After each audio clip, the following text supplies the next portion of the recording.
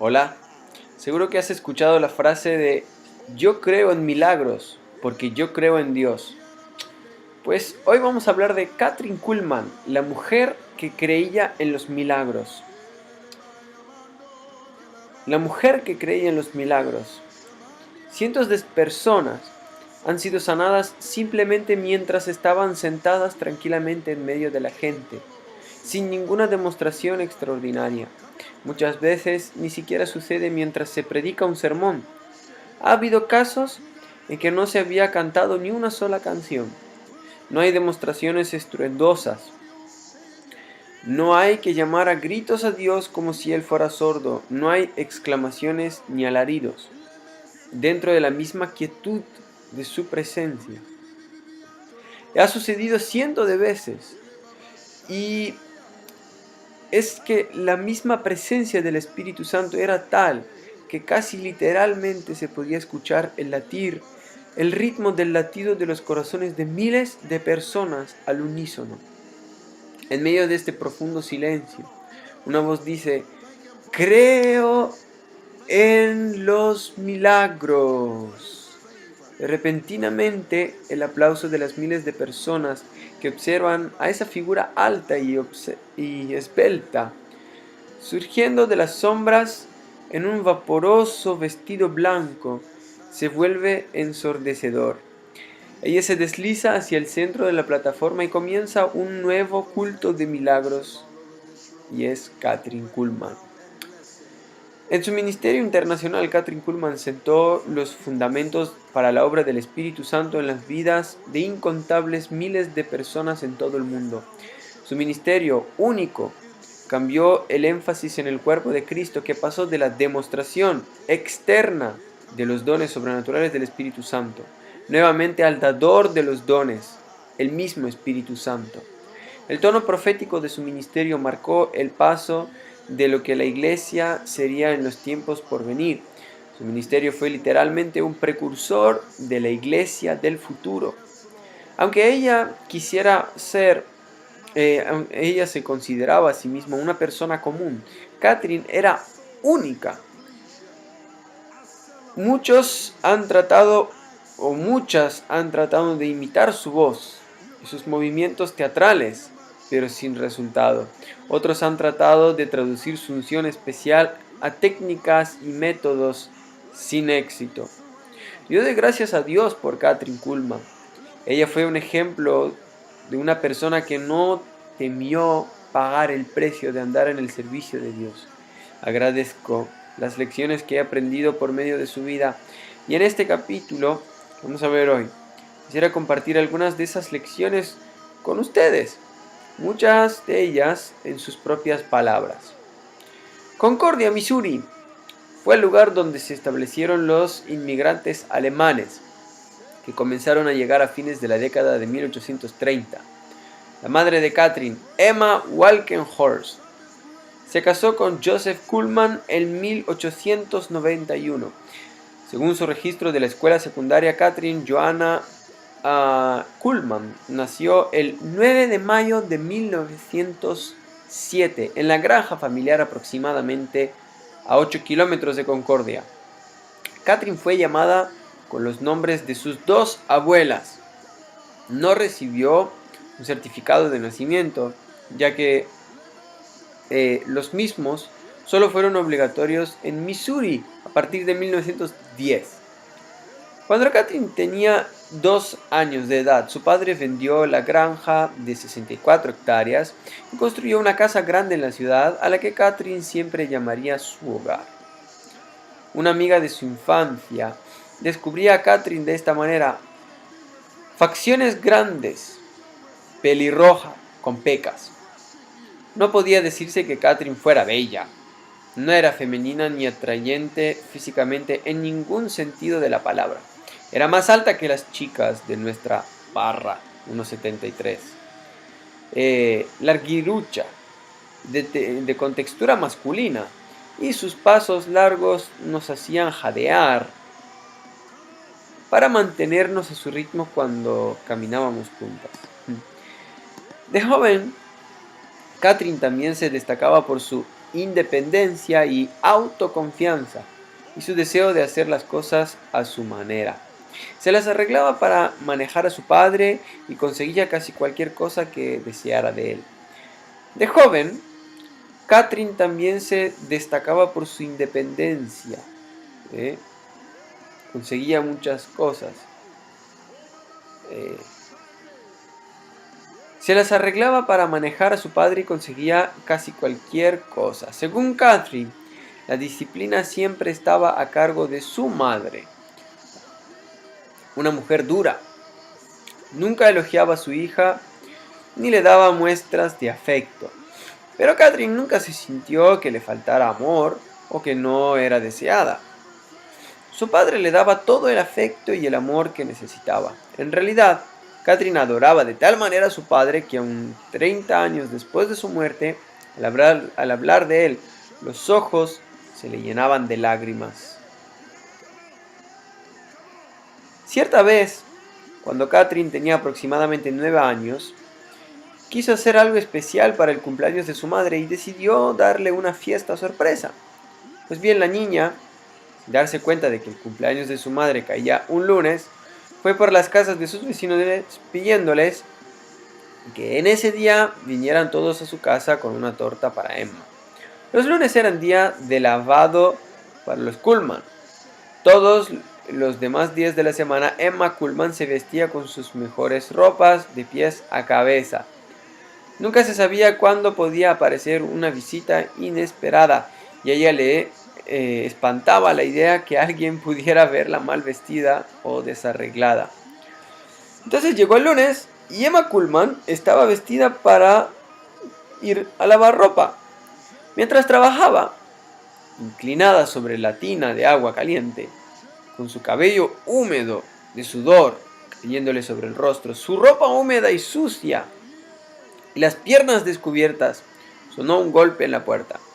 Cuando Emma abrió, vio que todos sus vecinos habían venido a saludarla, vestidos con sus mejores ropas, y ahí estaba ella, fatigada y sucia por el trabajo de lavado. Con su orgullo profundamente herido, Emma prometió a Catherine, por lo bajo, que más tarde se ocuparía de ella. Y lo hizo. Emma Kuhlman hizo que su hija se pusiera de pie y comiera hasta el último trozo de todas las tortas que habían traído los vecinos. El padre de Catherine le enseñó los principios comerciales. Era dueño de un establo. A su hija le encantaba ir con él cuando visitaba a sus clientes para cobrar. Años más tarde reconocería que había aprendido de él todo lo que sabía sobre organización y negocios. Catherine tenía 14 años cuando nació de nuevo. Durante su vida relató muchas veces la historia de cómo respondió a lo que parecía ser un llamado soberano proveniente en forma directa del Espíritu Santo, no de ninguna persona. Ella venía de un trasfondo religioso más que espiritual, por lo que las iglesias a las que asistía nunca hacían llamados para recibir la salvación.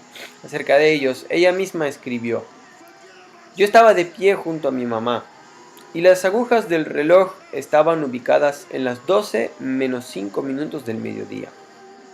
No recuerdo el nombre del pastor, ni siquiera una palabra de su sermón. Pero algo me sucedió. Es tan real para mí hoy como en ese momento. Lo más real que me ha sucedido en mi vida. Allí, de pie, comencé a temblar de tal forma que no podía sostener el himnario, así que lo dejé en el banco y comencé a sollozar. Sentí el peso de la convicción y me di cuenta que era una pecadora. Me sentía la persona más baja, la peor del mundo entero. Pero solo tenía 14 años. Hice lo único que sabía hacer. Me deslicé de donde estaba y fui hacia el primer banco. Me senté allí, en un rincón, y lloré. Oh, cómo lloré. Me había convertido en la persona más feliz del mundo. El tremendo peso había sido levantado. Experimenté algo que nunca me abandonó. Había nacido de nuevo y el Espíritu Santo había hecho justo lo que Jesús dijo que haría. En Juan 16:8, vamos a buscarlo. Juan 16:8.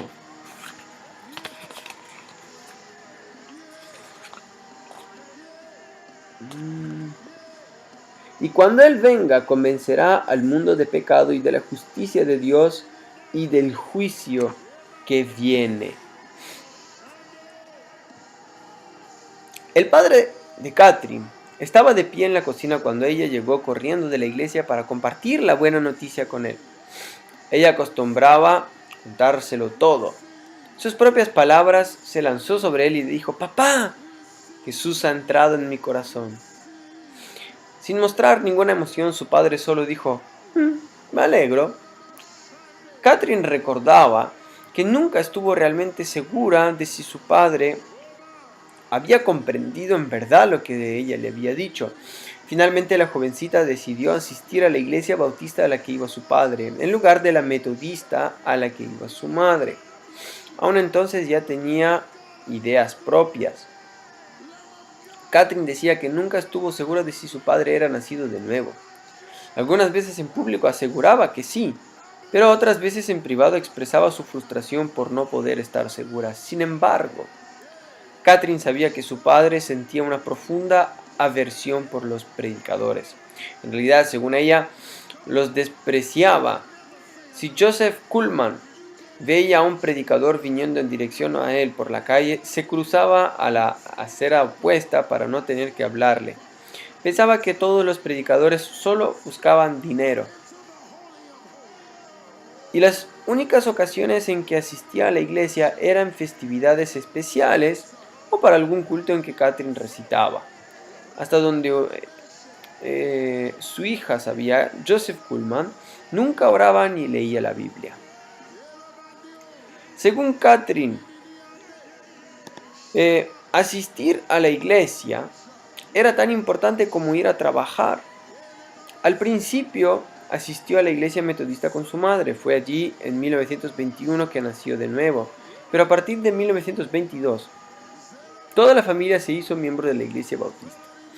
Aunque venía de un trasfondo denominacional, el ministerio de Catherine en los últimos años se volvería ecuménico, ya que ella se movía libremente con todas las iglesias, desde pentecostales hasta católicas.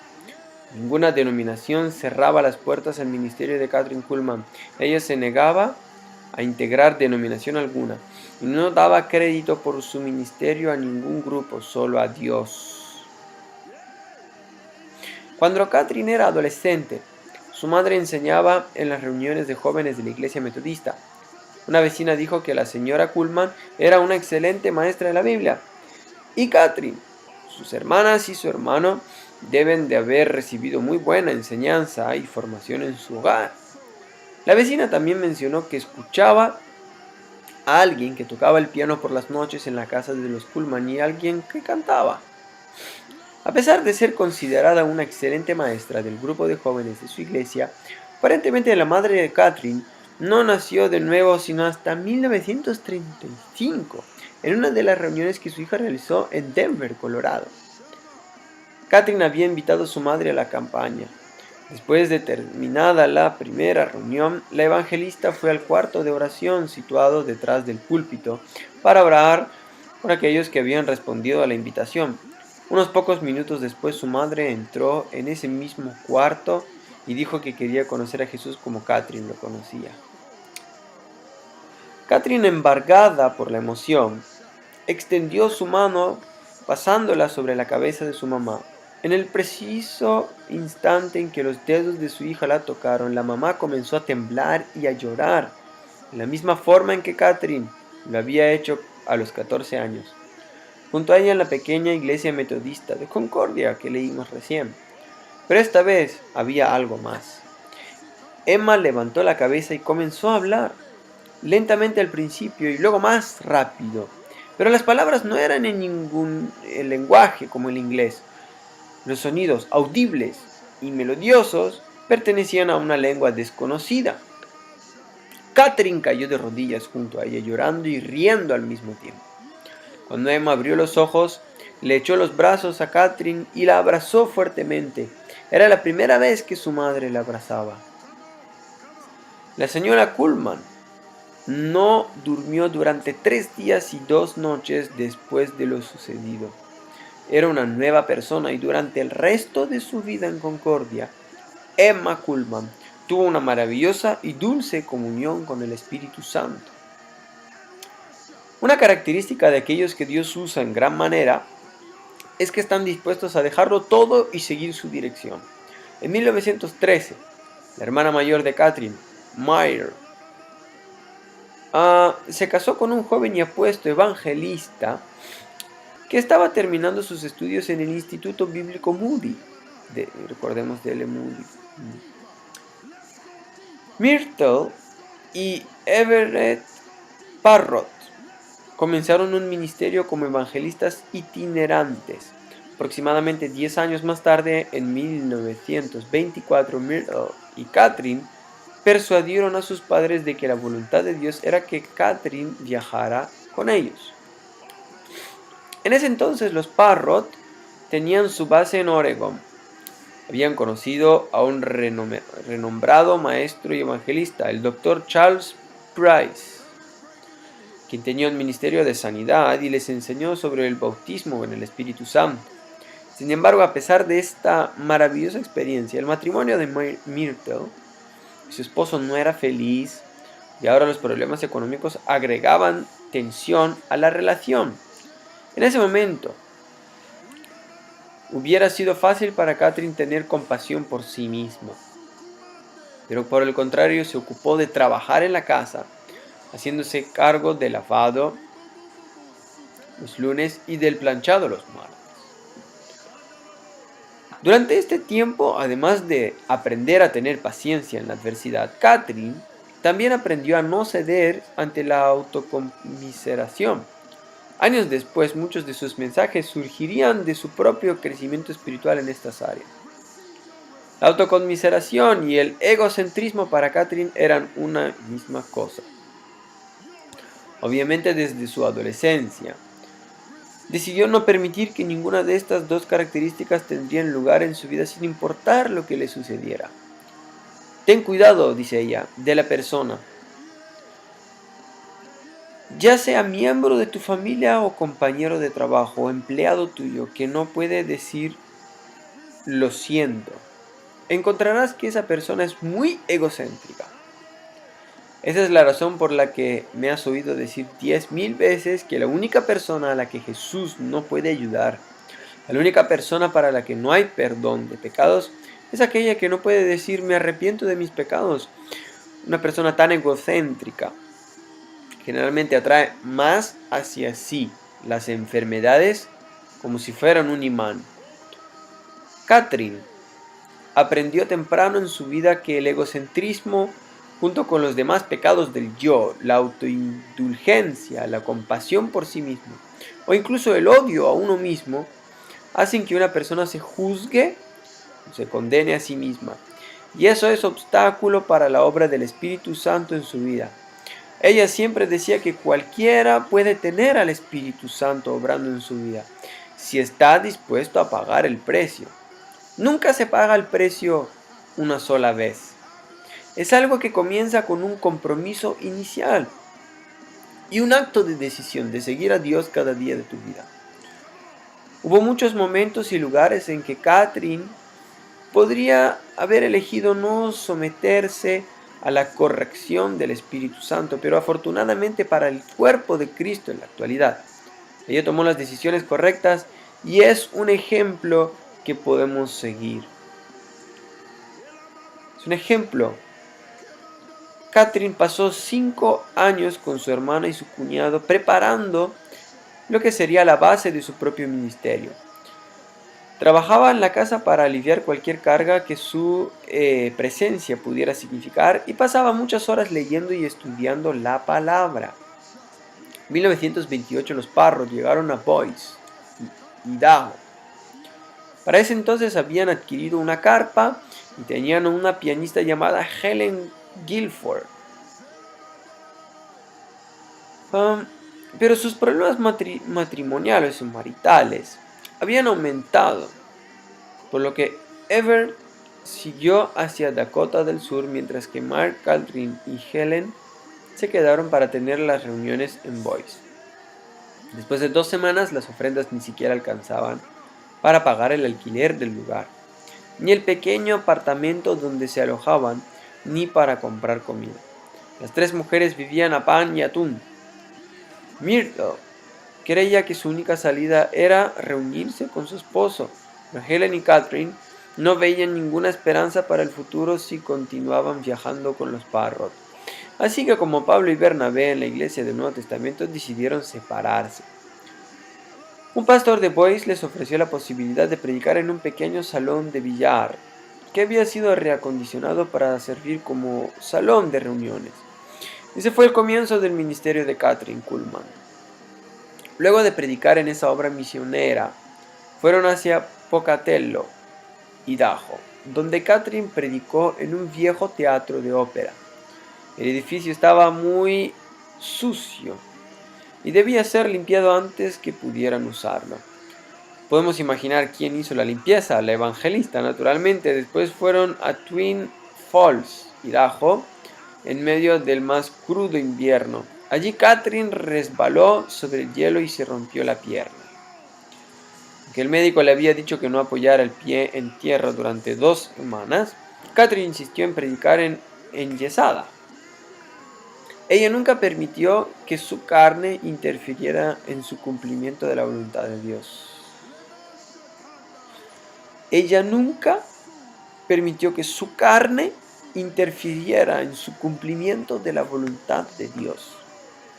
Cierta vez Kathryn dijo: desde el primer sermón que prediqué en Idaho, Zaqueo subido al árbol, y Dios sabe que si había alguien subido a un árbol era yo.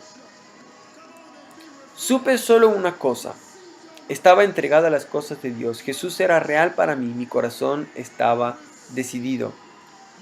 Con gran sentido del humor, contaba después de predicar 4 o 5 sermones, me preguntaba, dice ella, o sea, después de haber predicado 4 o 5 sermones, dice, me preguntaba, ¿sobre qué más puedo predicar? No hay nada más en la Biblia. Ya agoté toda la provisión de sermones. Realmente no se me ocurre ningún otro tema sobre el que pueda predicar. Se quedó sin recursos. Muchas veces durante esos primeros años las comodidades eran escasas, por decirlo de alguna manera. En cierta ocasión la familia con quien debía alojarse no tenía ningún cuarto donde ella pudiera dormir, así que tuvieron que acondicionar el gallinero. Kathryn solía decir que ella hubiera dormido sobre una parva de paja, tan grande era su necesidad de predicar. Años después comentaría, riendo, que algunas veces cerraba con llave la puerta para no dejar salir a la gente hasta asegurarse de que todos habían sido salvos. Era una broma, por supuesto. Pero lo que era cierto era que se quedaba junto al púlpito hasta la madrugada y oraba con cualquier persona que se hubiera quedado dando vueltas por allí. Otros lugares donde Kathryn se alojó quizá hayan sido más limpios que aquel gallinero, pero no estaban mejor calefaccionados. En aquella época los cuartos de huéspedes no tenían calefacción. Años más tarde Kathryn recordaría que solía acurrucarse bajo una pila de mantas hasta calentar la cama. Cuando lo lograba se ponía boca abajo y estudiaba la palabra durante horas. Su corazón estaba totalmente entregado al Señor. Ese fue el secreto de su ministerio. Su corazón estaba fijo en Jesús. Estaba decidida a serle fiel a Él y a no contristar al Espíritu Santo. En estos primeros años de su ministerio podemos ver 2 características que Kathryn desarrolló: dedicación y fidelidad a Dios y a su pueblo. Kathryn creció y extendió su entendimiento espiritual a partir de ese fundamento básico de carácter que desarrolló muy tempranamente en su vida. Pero, ¿qué es lo que mantiene a una persona dedicada a su llamado? La respuesta de Kathryn era su lealtad. La palabra lealtad, en sus propias palabras, tiene muy poco significado en la actualidad, y en la actualidad también. porque se la practica muy poco. La realidad es algo intangible, es como el amor. Solo se la puede entender al verla en acción. El amor es algo que se hace, y eso también se aplica a la lealtad. Significa fidelidad, significa compromiso, significa devoción. Mi corazón está decidido, voy a ser leal al Señor a cualquier costo, a cualquier precio. La lealtad es mucho más que un interés casual en alguien o algo. Es un compromiso personal. En un análisis final significa, aquí estoy, puedes contar conmigo, no te fallaré. En otras palabras, la verdadera lealtad para quienes son llamados al ministerio se expresa en la decisión de no desviarse jamás del llamado de Dios, no agregar a él ni quitarle, solo hacerlo. Según Catherine, cuando alguien comienza a hacer las cosas a su manera, pasa de ser leal a Dios a ser leal a sí mismo. Y a veces es difícil saber a quién es leal uno.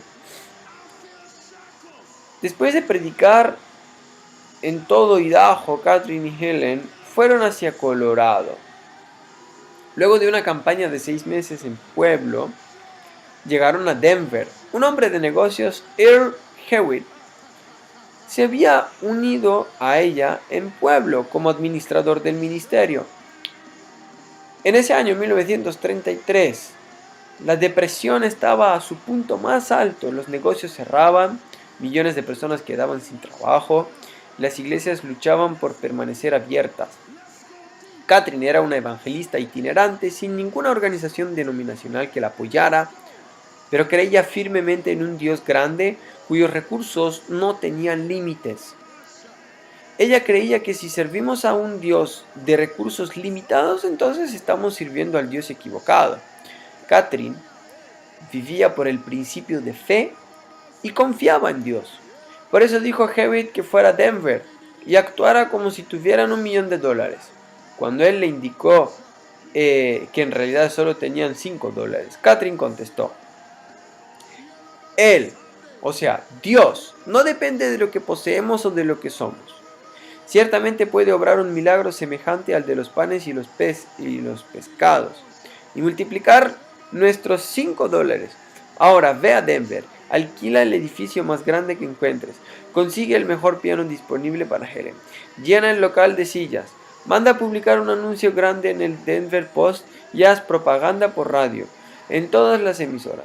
Este es el negocio de Dios y vamos a hacerlo a su manera, vamos a hacerlo a lo grande.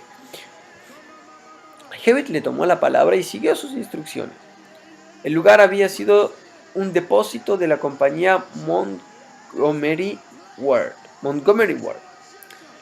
Las reuniones se prolongaron por 5 meses en Denver, durante los cuales se mudaron a otro depósito. La primera noche asistieron 125 personas, la segunda noche más de 400. A partir de entonces el depósito comenzó a llenarse por completo todas las noches.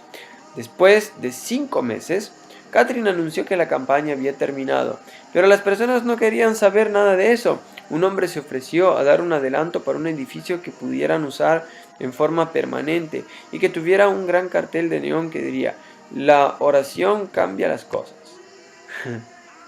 La gente tenía hambre por la palabra de Dios. Pero el mensaje principal de Catherine en esos años era el de salvación. Algunas veces había pastores que nacían de nuevo al responder a su invitación a recibir a Jesucristo como Salvador y Señor.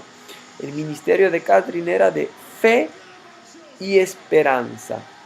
Durante este tiempo, Helen había formado un coro de 100 voces y componía gran parte de la música que cantaban. Dado que la respuesta a su ministerio era tan grande, Catherine accedió a quedarse en Denver. Todo parecía perfecto, así que comenzaron a buscar un edificio para establecerse en forma permanente, pero entonces repentinamente de la nada llegó el golpe de la tragedia.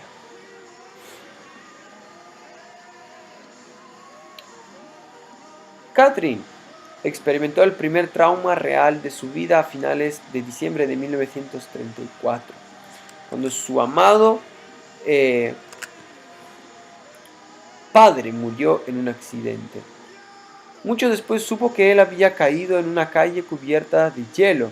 Lo había atropellado un auto que intentó girar para no golpearlo en medio de una tormenta de nieve. Debido a la tormenta, solo horas después un amigo pudo comunicarse con Catherine en Colorado. Al recibir la noticia de que su padre estaba al borde de la muerte, inició el viaje hacia la casa de sus padres en medio de la tormenta, conduciendo desde Denver cruzando el estado de Kansas hacia Missouri. Catherine decía que solo Dios sabe a qué velocidad condujo sobre esas rutas cubiertas de hielo, con una visibilidad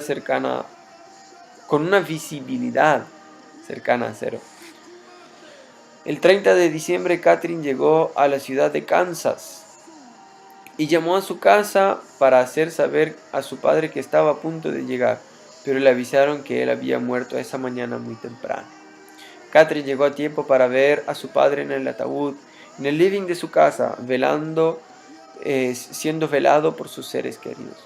El trauma fue casi más de lo que ella podía soportar. En ese momento sintió brotar de su interior un profundo odio por el joven que había atropellado a su padre. Yo siempre había sido una persona feliz y papá me había ayudado a ser así. Ahora él se había ido y en vez de ser feliz, yo batallaba contra dos extraños que me asaltaban, el odio y el miedo. Yo tuve el padre más perfecto que pueda tener una niña. Papá no hacía nada mal, él era mi ideal. Ella había estado fuera de su casa durante más de 10 años, con solo unas breves visitas en el intermedio.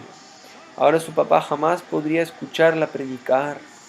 Más tarde, Catherine relató que el odio contra el joven que había matado a su padre comenzó a acumularse en su interior y que escupió veneno con todas las personas con las que hablaba hasta el día del funeral. Allí, sentada en el primer banco de la pequeña iglesia bautista, yo seguía negándome a aceptar la muerte de mi padre. No podía ser. Uno por uno los miembros de mi familia se levantaron de sus asientos y se acercaron al ataúd. Mamá, mis dos hermanas, mi hermano. Solo yo quedé sentada en el banco. El que había dirigido la ceremonia se acercó y me dijo: Catherine, ¿quieres ver a tu padre antes que cierre el ataúd? De repente me encontré adelante, mirando hacia abajo con los ojos fijos, no en el rostro de papá, sino en su hombro, ese hombro en el que tantas veces me había apoyado. Me incliné suavemente y puse mi mano sobre ese hombro que estaba dentro del ataúd. Y cuando lo hice, algo sucedió. Lo único que mis dedos acariciaron fue un pedazo de tela. Todo lo que esa caja contenía era algo descartado. Alguna vez había amado y que ahora quedaba de lado. Papá no estaba ahí. Esa fue verdaderamente la primera vez que el poder del Cristo vivo y resucitado se manifestó a través de mí. Repentinamente ya no sentía más temor de la muerte, y al tiempo que desaparecía mi temor, también desaparecía mi odio. Papá no estaba muerto, estaba vivo.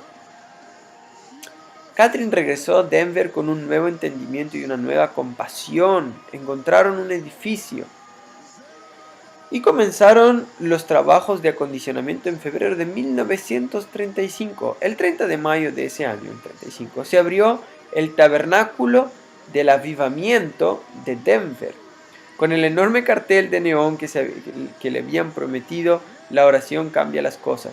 El auditorio tenía capacidad para 2,000 personas sentadas, y el cartel con el nombre del tabernáculo pues se veía a gran distancia. Se llamaba el Tabernáculo del Avivamiento de Denver. Durante los siguientes 4 años, miles de personas asistieron a las reuniones. Se realizaban cultos todas las noches excepto los lunes. El tabernáculo pronto se convirtió en una iglesia organizada, pero no estaba afiliado a ninguna denominación. Finalmente se inició una escuela dominical y comenzaron a utilizarse autobuses para traer la gente a los cultos. Se hacía tarea evangelística en los hogares de ancianos y en las cárceles. Luego Catherine inició un programa de radio llamado Sonriendo. En 1936 muchos músicos y predicadores ministraron en el Tabernáculo del Avivamiento de Denver. Uno de ellos era Raymond Ritchie, un prominente evangelista que pasó 3 semanas en la iglesia. Rickey había sido un pionero de las primeras campañas de sanidad en los Estados Unidos. Catherine dijo que la muerte de su padre había sido el valle más profundo que debió cruzar, pero pronto viviría otra experiencia que llegaría a ser un valle casi tan profundo como aquel.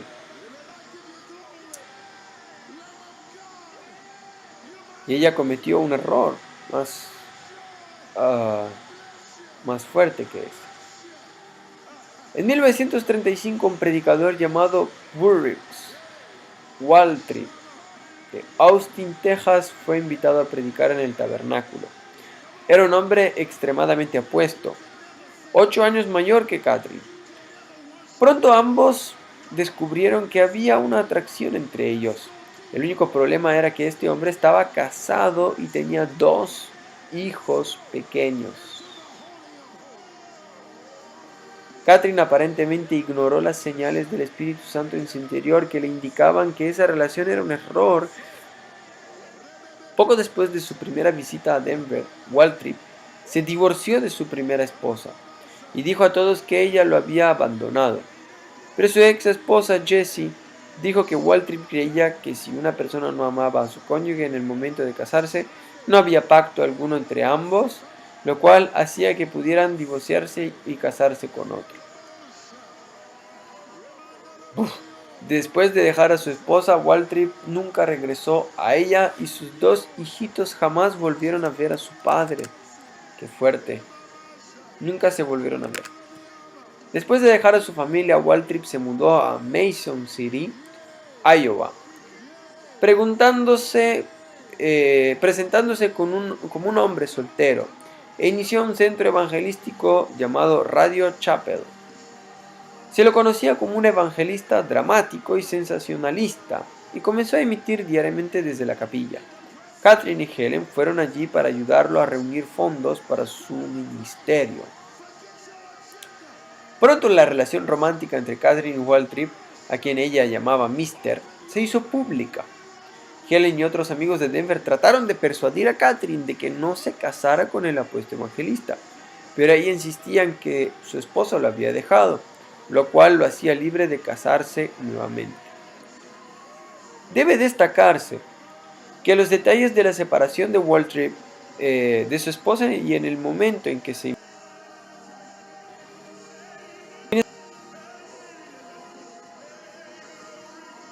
la había perdonado por los errores que cometiera en esta relación, por lo cual los detalles no eran de importancia. El 16 de octubre de 1938, Catherine anunció a su congregación de Denver que planeaba unirse. 2 días más tarde, el 18 de octubre, casi 16 meses después del divorcio de Waltrip, Catherine y Burroughs se casaron secretamente en Mason City. Se casaron secretamente. Quisiera dejar claro algo aquí. El divorcio no era el problema. Naturalmente lo es para las personas religiosas y sus denominaciones farisaicas, pero no es un problema para Dios. Según el Nuevo Testamento hay 2 razones bíblicas para que un cónyuge practique repetidamente actos inmorales, y la otra es cuando un cónyuge abandona el matrimonio. Si alguna de estas 2 cosas le sucede a una persona, entonces ella es libre delante de Dios y su nuevo matrimonio cuenta con la bendición del Señor. Si has tomado una decisión que no estaba de acuerdo a la palabra de Dios, en lo relativo al divorcio hay perdón y restauración, y un principio nuevo y limpio para ti. Las personas farisaicas y algunas denominaciones quizá no te den un nuevo comienzo, pero Dios puede ayudarte si le buscas a Él. Catherine se encontró en una situación en la que habían actuado espíritus mentirosos y engañosos. Waltrip dejó a su esposa en Texas y se divorció de ella, lo cual fue su primer error. Después trató de cubrir sus comportamientos adoptando una doctrina engañosa y mintió al respecto a quienes le rodeaban. El matrimonio Kuhlman-Waltrip fue totalmente equivocado desde el principio. Hey, gracias por haber visto este video hasta el final, me despido hasta la próxima. Y no olvides suscribirte en este canal para recibir más recursos que inspirarán tu vida y tu relación con Dios. He's refreshing you.